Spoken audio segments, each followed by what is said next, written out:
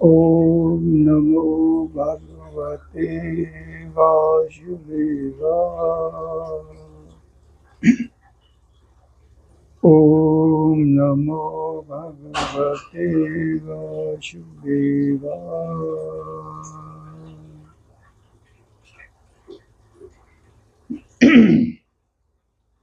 गले में थोड़ी खराश।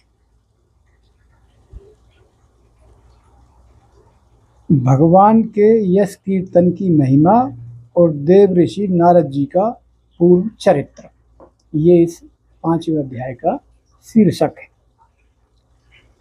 तो सूत जी कहते हैं, तदंतर सुखपूर्वक बैठे हुए वीणापणी परम यशस्वी देव ऋषि नारद ने मुस्कुराकर अपने पास ही बैठे ब्रह्म ऋषि व्यास जी से कहा।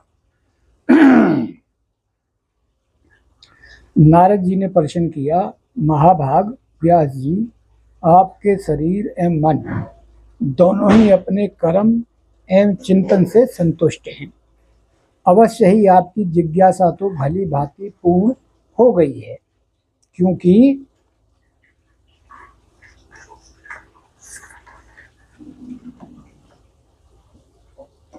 आपने जो यह महाभारत की रचना की है वह बड़ी ही अद्भुत है। वेद व्यास जी ने, नारद जी कह रहे, महाभारत की रचना जो करी वह धर्म आदि सभी पुरुषार्थों से परिपूर्ण है। सनातन ब्रह्म तत्व की भी आपने सनातन ब्रह्म तत्व को भी आपने खूब विचारा है और जान भी लिया है। फिर भी प्रभु आप अकृतार्थ पुरुष के समान अपने विषय में शोक क्यों कर रहे हैं? व्यास जी ने कहा, आपने मेरे विषय में जो कुछ कहा है वह सब ठीक ही है। वैसा होने पर भी मेरा हृदय संतुष्ट नहीं है। पता नहीं इसका क्या कारण है। आपका ज्ञान अगाध है। आप साक्षात्कार ब्रह्मा जी के मानस पुत्र हैं, इसलिए मैं आपसे ही इसका कारण पूछता हूँ। नारद जी, आप समस्त गोपनीय रहस्यों को जानते हैं, क्योंकि आपने उस पुराण पुरुष की उपासना की है जो प्राकृतिक पुरुष दोनों के स्वामी हैं और असंग रहते हुए भी अपने संकल्प मात्र से गुणों के द्वारा संसार की सृष्टि, स्थिति और प्रलय करते रहते हैं। आप सूर्य की भांति तीनों लोकों में भ्रमण करते रहते हैं और योग बल से प्राणवायु के समान सबके भीतर रहकर अंतकरण के साक्षी भी हैं। योगानुष्ठान और नियमों के द्वारा पर ब्रह्म और शब्द ब्रह्म दोनों की पूर्ण प्राप्ति कर लेने पर भी मुझ में जो बड़ी कमी है उसे आप कृपया करके बतलाइए। नारद जी ने कहा, व्यास जी, आपने भगवान के निर्मल यश का गान प्राय नहीं किया। मेरी ऐसी मान्यता है कि जिससे भगवान संतुष्ट नहीं होते वह शास्त्र या ज्ञान अधूरा है। आपने धर्म आदि पुरुषार्थ का जैसा निरूपण किया है, भगवान श्री कृष्ण की महिमा का वैसा ही निरूपण नहीं किया। जिस वाणी से चाहें वह रस भाव अलंकार आदि से युक्त ही क्यों ना हो, जगत को पवित्र करने वाले भगवान श्री कृष्ण के यश का कभी गान नहीं होता। वह तो कोहों के लिए उच्चिष्ट फेंकने के स्थान के समान अपवित्र मानी जाती है। मानसरोवर के कमनीय कमल वन में विहरने वाले हंसों की भांति ब्रह्म धाम में विहार करने वाले भगवत चरण रविंद्राश्चित परमहंस भक्त कभी उसमें रमण नहीं करते। इसके विपरीत जिससे सुंदर रचना भी नहीं है और जो दूषित शब्दों से युक्त भी है, परंतु जिसका प्रत्येक श्लोक भगवान के सुयश सूचक नामों से युक्त है, वह वाणी लोगों के सारे पापों का नाश कर देती है। क्योंकि सत्पुरुष ऐसी ही वाणी का श्रवण, गान और कीर्तन किया करते हैं। वह निर्मल ज्ञान भी जो मोक्ष की प्राप्ति का साक्षात साधन है, यदि भगवान की भक्ति से रहित हो तो उसकी उतनी शोभा नहीं होती। फिर जो साधन और सिद्धि दोनों ही दशाओं में सदा ही अमंगल रूप है, वह काम्य कर्म, और जो भगवान को अर्पण नहीं किया गया है, ऐसा अहेतुक कर्म भी कैसे सुशोभित हो सकता है।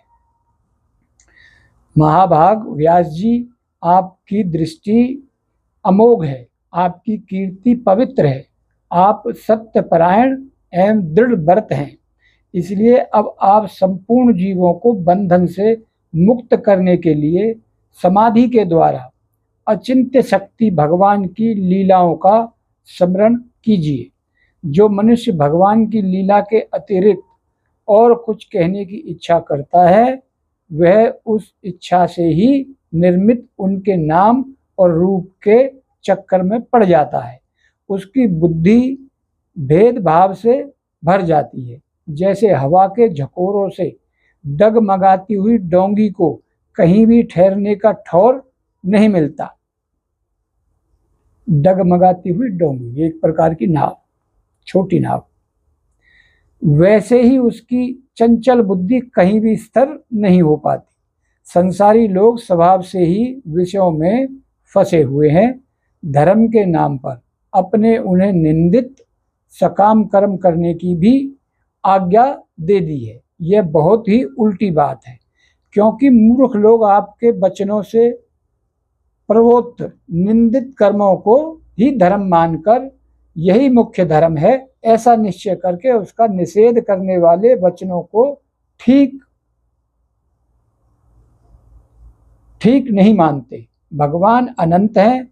कोई विचारवान ज्ञानी पुरुष ही संसार की ओर से निवृत्त होकर उनके स्वरूप भूत परमानंद का अनुभव कर सकता है। अंत जो लोग परमार्थिक बुद्धि से रहित हैं और गुणों के द्वारा नचाए जा रहे हैं, उनके कल्याण के लिए ही आप भगवान की लीलाओं का सर्वसाधारण के हित की दृष्टि से वर्णन कीजिए।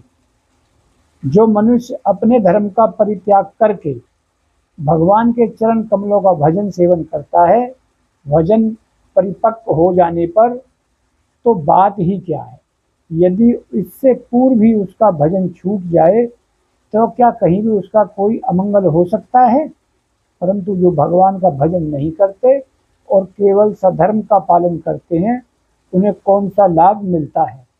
बुद्धिमान मनुष्यों को चाहिए कि वह उसी वस्तु की प्राप्ति के लिए प्रयत्न करें जो तिनके से लेकर ब्रह्म पर्यंत समस्त ऊंची नीची योनियों में कर्मों के फलस्वरूप आने जाने पर भी समय प्राप्त नहीं होती। संसार के विषय सुख तो जैसे बिना चेष्टा के दुख मिलते हैं, वैसे ही कर्म के फल रूप में अचिंत्य गति समय के फेर से सबको सर्वत्र स्वभाव से ही मिल जाती है।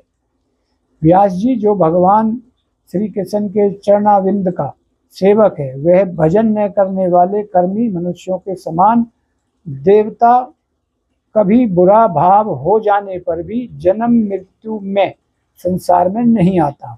वह भगवान के चरण कमल के आलिंगन का स्मरण करके फिर उसे छोड़ना नहीं चाहता। उसे रस का चस्का जो लग चुका है, जिनमें जगत की उत्पत्ति स्थिति और प्रलय होते हैं, वे भगवान ही इस विश्व के रूप में भी हैं। ऐसा होने पर भी वो इससे विलक्षण है, इस बात को आप समय जानते हैं।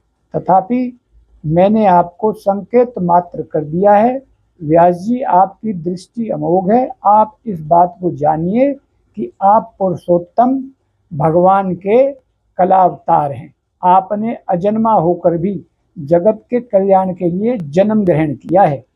इसलिए योग विशेष रूप से भगवान की लीलाओं का कीर्तन कीजिए। विद्वानों ने इस बात का निरूपण किया है कि मनुष्य की तपस्या, वेदाध्ययन, यज्ञ अनुष्ठान, स्वाध्याय, ज्ञान और दान का एकमात्र प्रयोजन यही है कि पुण्य कीर्ति श्री कृष्ण के गुणों और लीलाओं का वर्णन किया जाए।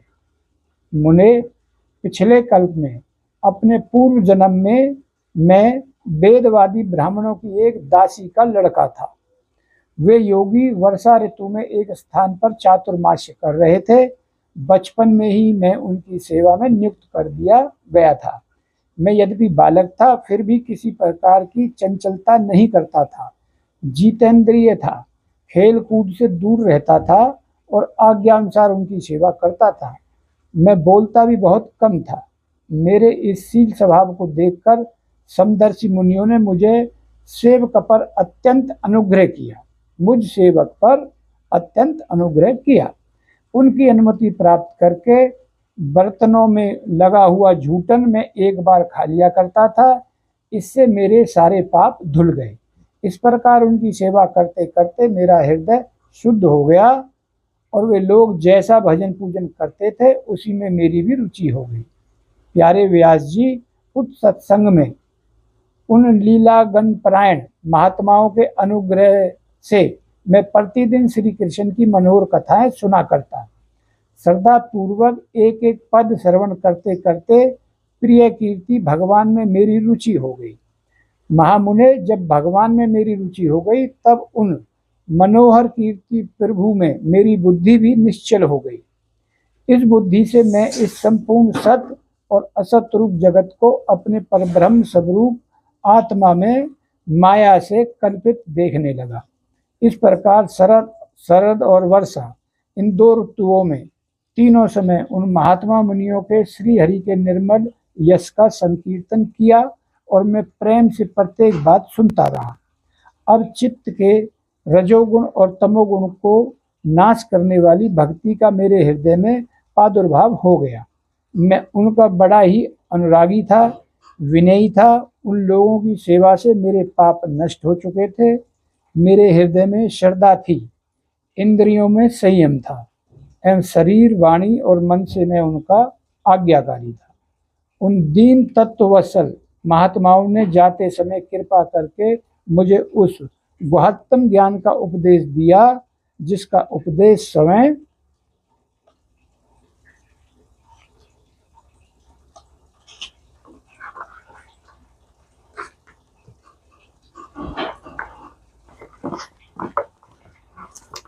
भगवान ने अपने श्रीमुख से किया है। उस उपदेश से ही जगत के निर्माता भगवान श्री कृष्ण की माया के प्रभाव को मैं जान सका, जिसके जान लेने पर उनके परम पद की प्राप्ति हो जाती है। सत्य संकल्प व्यास जी पुरुषोत्तम भगवान श्री कृष्ण के प्रति समस्त कर्मों को समर्पित कर देना ही संसार के तीनों तापों की एकमात्र औषधि है। यह बात मैंने आपको बतला दी। प्राणियों को जिस पदार्थ के सेवन से जो रोग हो जाता है, वही पदार्थ चिकित्सा विधि के अनुसार प्रयोग करने पर क्या उस रोग को दूर नहीं करता? इसी प्रकार यद्यपि सभी कर्म मनुष्यों को जन्म मृत्यु रूप संसार के चक्र में डालने वाले हैं, तथापि जब वे भगवान को समर्पित कर दिए जाते हैं तब उनका कर्मपन ही नष्ट हो जाता है। इस लोक में जो शस्त्र विहित कर्म भगवान की प्रसन्नता के लिए किए जाते हैं, उन्हीं से परम भक्ति युक्त ज्ञान की प्राप्ति होती है। उस भगवद अर्थ कर्म के मार्ग में भगवान के आज्ञानुसार आचरण करते हुए लोग बार बार भगवान श्री कृष्ण के गुण और नामों का कीर्तन तथा स्मरण करते हैं। प्रभु, आप भगवान श्री वासुदेव को नमस्कार है। हम आपका ध्यान करते हैं। प्रद्युम्न, अनिरुद्ध और संकर्षणों को भी नमस्कार है। इस प्रकार जो पुरुष चत्रव्यूह रूपी भगवान तीन मूर्तियों के नाम द्वारा प्राकृतिक मूर्ति रहित अप्राकृत मंत्र मूर्ति भगवान यज्ञ पुरुष का पूजन करता है, उसका ज्ञान पूर्ण एवं यथार्थ है। ब्राह्मण, जब मैंने भगवान की आज्ञा का इस प्रकार पालन किया तब इस बात को जानकर भगवान श्री कृष्ण ने मुझे आत्मज्ञान, ऐश्वर्य और अपनी भाव रूपा प्रभु भक्ति का दान दिया, प्रेमा भक्ति का दान दिया। व्यास जी, आपका ज्ञान पूर्ण है। आप भगवान की ही कीर्ति का, उनकी प्रेम में ही लीला का वर्णन कीजिए। उससे बड़े बड़े ज्ञानियों की जिज्ञासा भी पूर्ण होती है। जो लोग दुखों के द्वारा बार बार रोंदे जा रहे हैं, उनके दुखों की शांति इससे हो सकती है और कोई उपाय नहीं है। ये 5वां अध्याय पूर्ण किया हमने। तो आप सुन रहे हैं तो जरूर समझ भी रहे होंगे, ऐसा मेरा मानना है। ओम नमो भगवते वासुदेवाय। ये हम पुराण देवता पर, इसमें साक्षात भगवान विराजमान है। एक अध्याय में पढ़ा था हमने, भगवान ने कहा था कलयुग में यही इंसान के लिए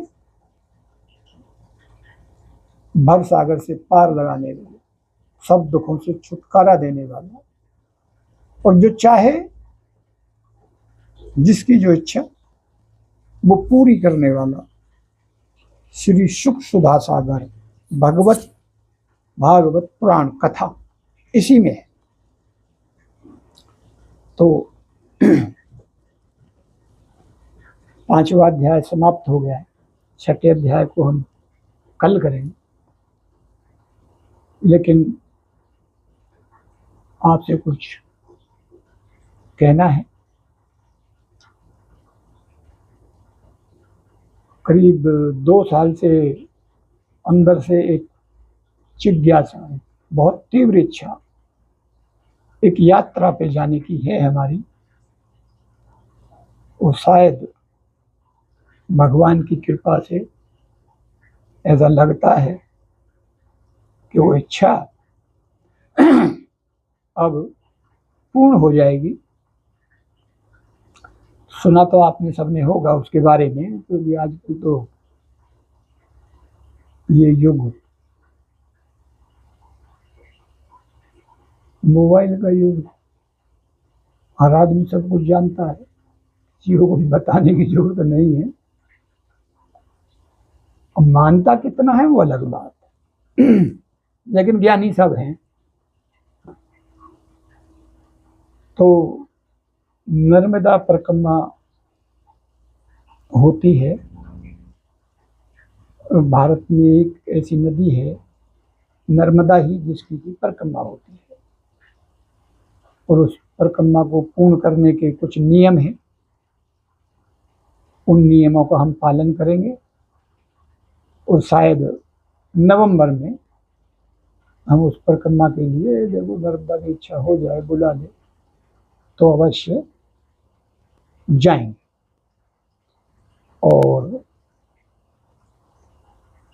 जाएंगे तो हम उस नर्मदा के परिक्रमा के बारे में जैसे जैसे हम चलेंगे, ऐसा मैंने पढ़ा है कि वो करीब 3600 किलोमीटर की परिक्रमा है,